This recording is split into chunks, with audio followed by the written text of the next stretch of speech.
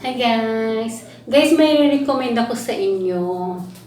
Kung meron po kayong kung may bukol po kayo at cannot afford na magpa-hospital, magpagamot sa doktor, may recommend ako sa inyo na sobrang effective, mura lang po din siya. Ah, ito guys, ito siya. Ayan, sobrang effective ito kung meron po kayong mga bukol-bukol. Example, yung katawan nyo natamaan ng something. And then bumukol siya. Ayan.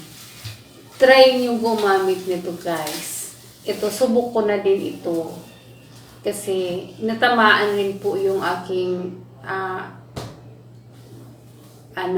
yung breast ko po natamaan siya ng pinto. Kaya yun medyo nagkaroon ng bukol.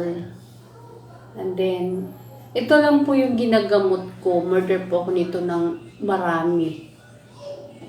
Murder ako dito ng mga 10 peraso nito. Opo. Yun po lang yung ginagamot ko nagkaroon kasi siya ng bukol eh. Ayun. Siyempre hindi ko ipapakita sa inyo kasi masilan na yun, di ba? And then, ayun.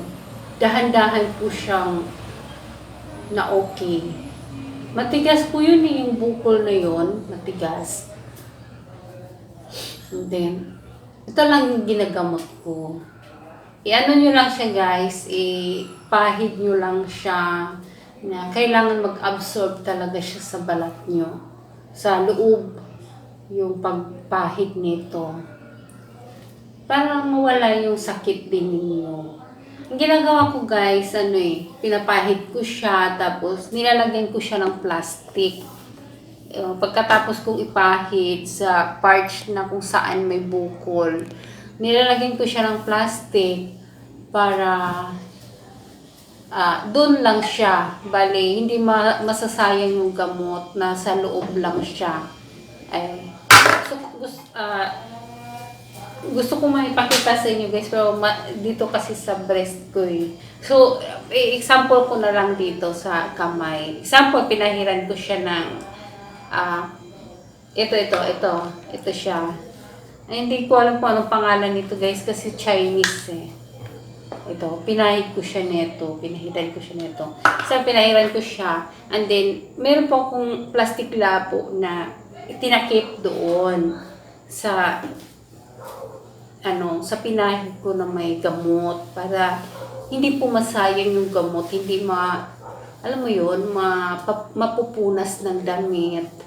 Diba? So, nag-i-steady lang po yung kanyang gamot hanggang sa tanggalin ko yung plastic. Hanggang sa maligo ako. So, parang 24 hours po siya na nakababad ng gamot dahil nga may plastic. Ayun. At sawa ng Panginoon guys, yung natamaan ng pinto na bukol, na nabukol sa breast ko, gumaling-galing na siya. Hindi na siya hindi na siya ganun katigas. Meron pa konti dito, kaya hanggang ngayon nagagamot pa rin ako. Pero malambot na, konti na lang. Yung dating matigas na, kasi nanigas yung laman niya na natamaan. Kasi napabayaan ko siya, hindi ko ba alam na magkaroon pala siya ng bukol. So, matigas talaga siya. And then, ito nga lang po yung pinapahid ko. Yan. Na tinatakpan ko ng plastic para hindi po mapupunas. Yung gamot, hindi maalis. So, parang nabababad lang po yung gamot niya 24 hours. Basta maalis lang yan kapag ako maliligo na. And then, maglagay ulit ako pagkatapos ko maligo.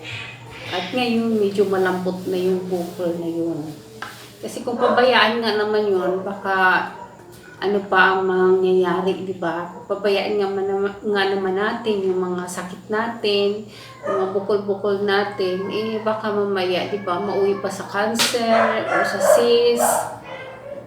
So, yun guys. Share ko sa inyo para kahit papaano makatulong din ako kung meron din po kayong mga problema. Mga kaya naman na magamot. Bakit, di ba?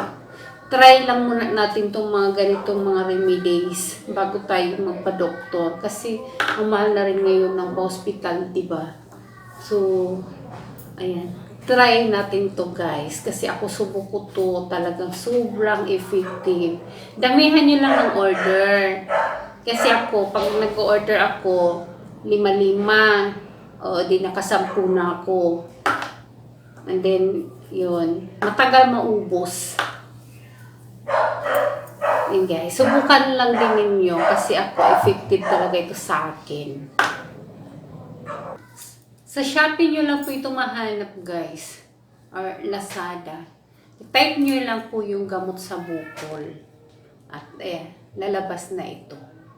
Nasa mga ano lang to guys. Nasa mga 68 ang isa nito.